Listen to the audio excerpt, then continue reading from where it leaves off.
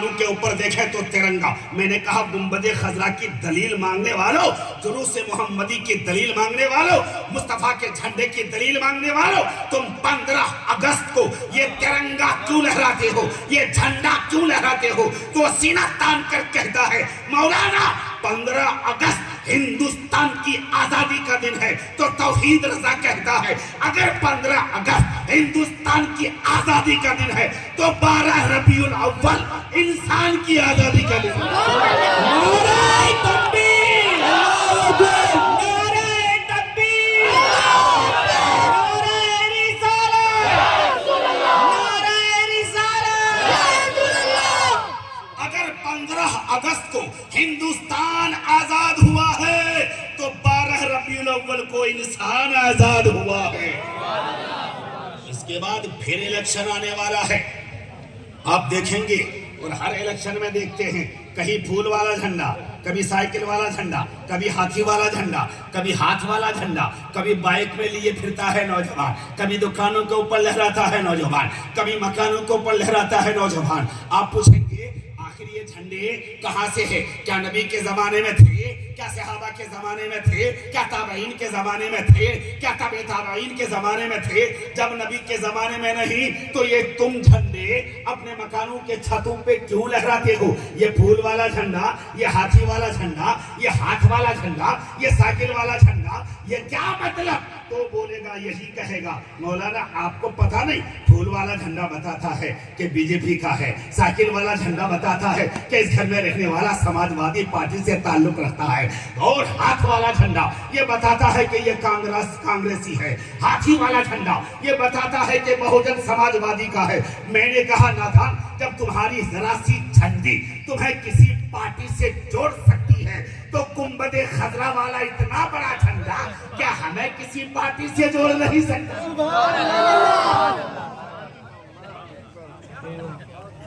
अगर तुम्हारी छोटी छोटी झंडियां दुनियादार का गुलाम बना सकती है तो गुंबदे खजरा का झंडा हमें भी अहमद मुख्तार का गुलाम बनाता है।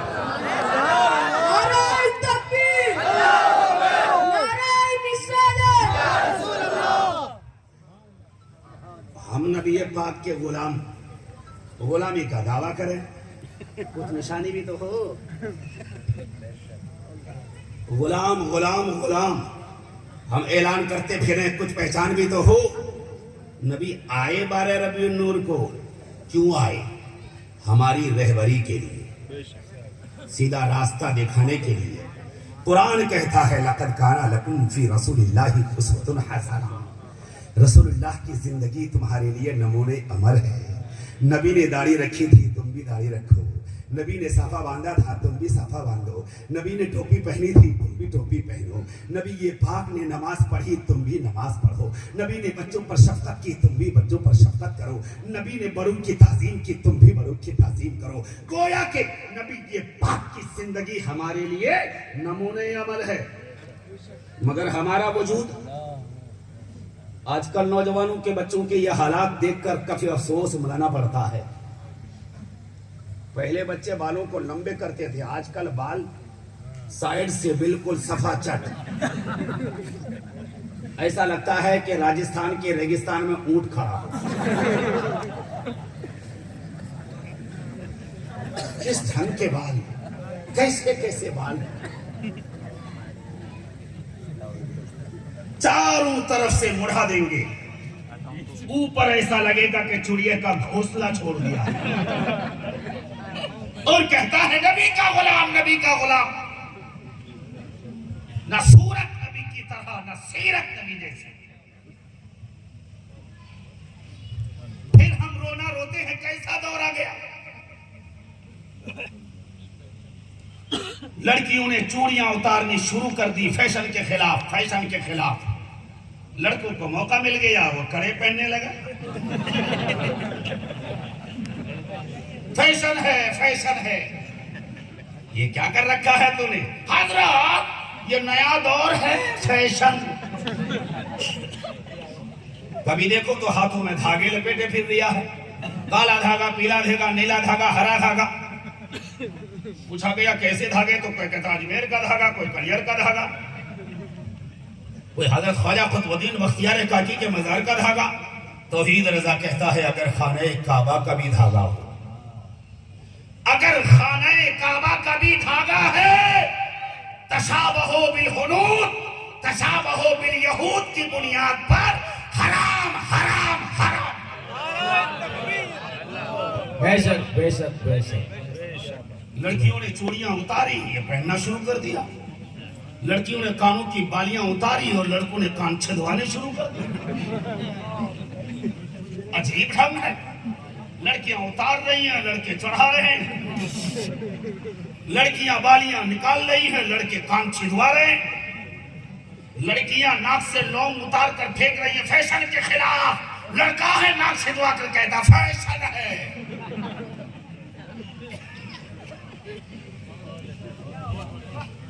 लड़कियों ने बाल कतरवाने शुरू कर दिए, लड़कों ने बढ़ाने शुरू कर दिए, हत्ता के चुटिये बनाने लगे।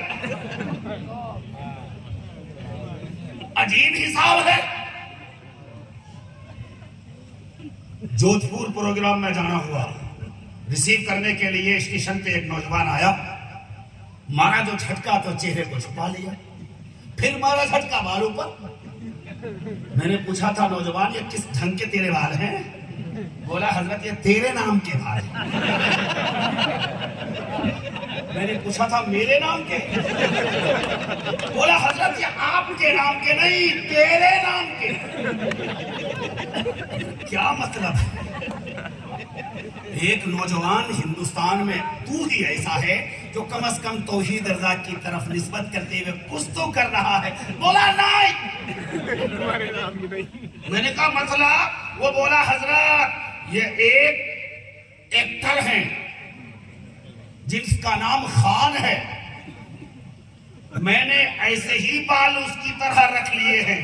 मैंने कहा नादान, तू अपनी निस्बत दुनियादार खान और पठान से नहीं जोड़ता, महबूबे रहमान से जोड़ता, और वही बाल बढ़ाकर पट्टे कहलाता।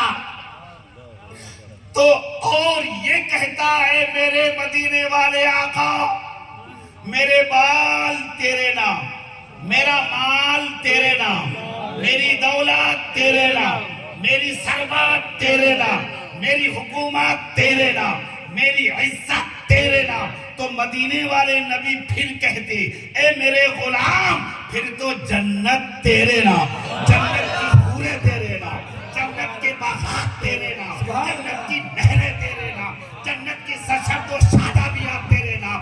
शर्त ये है कि तू अपनी जिंदगी कर दे मेरे। नारे तकबीर, नारे तकबीर, नारे रिसालत, नारे रिसालत। सुभान अल्लाह सुभान अल्लाह। इसलिए कि तेरे कदमों में जो है गैर का मुंह क्या देखे? अरे कौन नजरों में जचे देख के तलवा तेरा, कौन नजरों में जचे देख के तलवा तेरा। अपनी सूरत मुस्तफा की तरह करो, अपनी आदत मुस्तफा की तरह करो, अपनी जाहिरी जिंदगी मुस्तफा जाने रहमत की जिंदगी की तरह ढाल दो। खुदा की कसम फिर तो दुनिया कहेगी मुस्तफा का गुलाम आ रहा है, और मर भी जाओगे तो फरिश्ते कहेंगे छोड़ दो मुस्तफा का गुलाम ही तो है।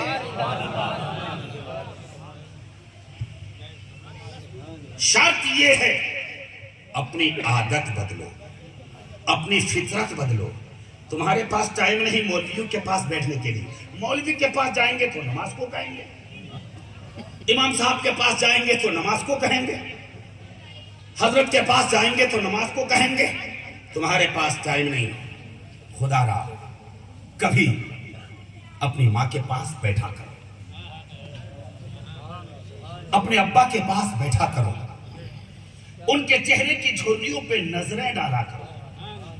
टाइम निकालो, चंद लम्हे बैठकर अब्बा के चेहरे को देखो, अम्मी के चेहरे को देखो। एक बार देखोगे तो एक हज्जे मकबूल का सवाब मिलेगा। सुभान अल्लाह सुभान अल्लाह। एक हज मकबूल, हज दो तरह का है, एक है हज मकबूल और एक है मरदूद। एक मकबूल एक मरदूद। मकबूल वो है जो रब ने कबूल फरमाया, मरदूद वो है जो चेहरे पे मार दिया गया, देखकर खाली आ गए।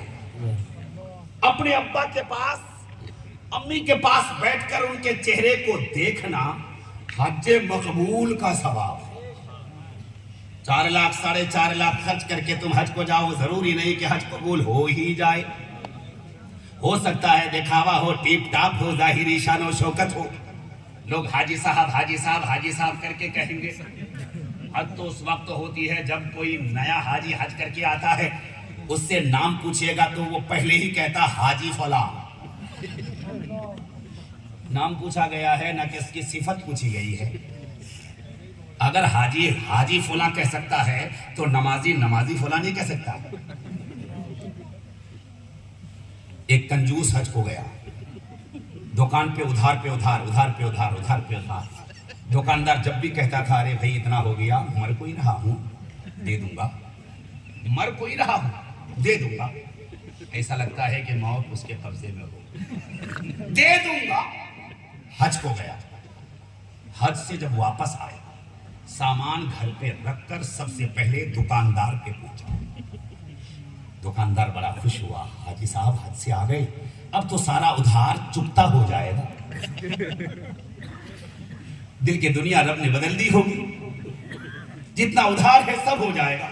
हाजी साहब को देखकर रजिस्टर खोलकर दुकानदार बेचारा बैठा हिसाब लगाने लगा। हाजी साहब ने कहा हो क्या रहा? हाजी साहब हिसाब लगा रहा हूं, आप पर उधार कितना है? हाजी साहब बोले ये तो चलता रहेगा, रजिस्टर ला। फिर रजिस्टर का क्या होगा?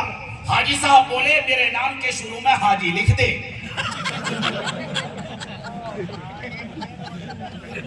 इसीलिए रजिस्टर खुलवा रहा है कि हाजी जो बगैर हाजी के नाम था, अब हाजी लिख दे। जरूरी नहीं कि हमारा हज कबूल हो जाए, मगर जमीन फट सकती है, आसमान टूट सकता है, सितारों का निजाम बदला जा सकता है, मुस्तफा का फरमान बदला नहीं जा सकता, मुस्तफा का कौल बदला नहीं जा सकता। मुस्तफा ने फरमाया अगर माँ हो तो माँ के चेहरे को मोहब्बत से देख लो, अल्लाह तुम्हें एक हज मकबूल का सवाब दे देगा। सुभान अल्लाह सुभान अल्लाह। बूढ़ी माँ के चेहरे की झुर्रियों को देखो, अल्लाह एक हज का सवाब। बूढ़े अब्बा के चेहरे पे मोहब्बत की नजर डाल दो, एक हज मकबूल का सवाब। हजरत सैयदना उमर फारूक ने बारगाही रिसालत की अरीज़ा पेश की, सरकार एक बार देखने से एक हज का सवाब, और अगर दिन में कोई 10 बार देखे तो मुस्तफा ने फरमाया है उमर, देने वाला कोई दुनियादार नहीं जो तौल कर दे, देने वाला परवरदिगार है, जब देता है बेहिसाब देता है। ये 10 बार क्या, अगर कोई 100 बार भी माँ बाप को मोहब्बत से देखेगा तो रब्बे पाक 100 हज्जे मकबूल का सवाब देगा। 78 लगा। हमारी हालत इस कदर बुरी हो गई, अब्बा के कहने पर अंगूर नहीं ला सकते, अब्बा के कहने पर केले नहीं ला सकते, अब्बा के कहने पर सेब नहीं ला सकते, अब्बा के कहने पर संतरे नहीं ला सकते। और अगर अब्बा हूं भी सेहन में, हम बाहर से कोई चीज ले आए, माँ बेटी है अब्बा बेटे हैं, कोई परवाह नहीं, डायरेक्ट काली पन्नी को हाथ में लेकर अंदर एंट्री करते हैं और अपनी होम मिनिस्टर के हवाले कर देते हैं। कोई परवाह नहीं कि माँ है, कोई परवाह नहीं मेरे अब्बा बैठे हैं। पूरी थैली अपनी होम मिनिस्टर की गोद में डाल दी। अब मैडम है कि निकाल रही है फ्रिज के अंदर, केले फ्रिज के अंदर, संतरे फ्रिज के अंदर, अंगूर फ्रिज के अंदर, अनार फ्रिज के अंदर, ताला लॉक करके चाबी अपने पास। अब कमरे के अंदर अपने बच्चे को लेकर संतरे खा रही हैं अंदर, छिलके डाल रही हैं बाहर, केले खा रही हैं अंदर, छिलके डाल रही हैं बाहर। क्या उन छिलकों पे तेरी मां की नजर नहीं पड़ेगी? क्या उन छिलकों पे तेरे अब्बा की नजर नहीं पड़ेगी? क्या तुम्हारा बाप ये समझेगा कि ये छिलके किसी कौवे ने लाके डाले होंगे? मां का दिल क्या कहेगा मेरे लाल? तुझे खिलाए बगैर मैं कभी खा ना सकी, तुझे पिलाए बगैर कभी पी ना सकी, तुझे सुलाए बगैर कभी सो ना सकी, खुद सूखी रोटी या चटनी से खाकर सो गई, मगर तेरे लिए पड़ोसन से सालन मांग कर ले आई। आज तू छुप छुप कर खा रहा है। मेरा लाल, अगर तू मुझे देता, तेरी मां, तेरी बीवी, तेरे बच्चों के बगैर हरगिज नहीं खा सकती। तुझे तो चाहिए ये था कि वो थैली लाकर मां को देता, फिर तेरी मां, तेरी बीवी, तेरे बच्चों के साथ खाती। अरे मां की ममता माइल होती, रब्बे पाक की रहमत उतरती, फिर तो तेरे घर में बरकत ही बरकत होती। शर्त ये है, अपनी आदत बदलो, अपनी फितरत बदलो, खुदा की कसम बरकतों का नुज़ूल होगा। माँ बाप की जिंदगी में खिला ना सके, माँ बाप को लाकर दे ना सका, अम्मा के दुनिया से जाने के बाद 40वें में, 30वें में, 10वें में, 20वें में, इलाके का कोई फल नहीं जो दस्तरखान में ना हो। माँ बाप की मांग को पूरी न कर सका, माँ को जिंदगी में केले न खिला सका, अब मौलवियों को खिला रहा है। अब्बा को जिंदगी में अनार, अंगूर, सेब लाकर दे ना सका, अब मौलवियों को, गरीबों को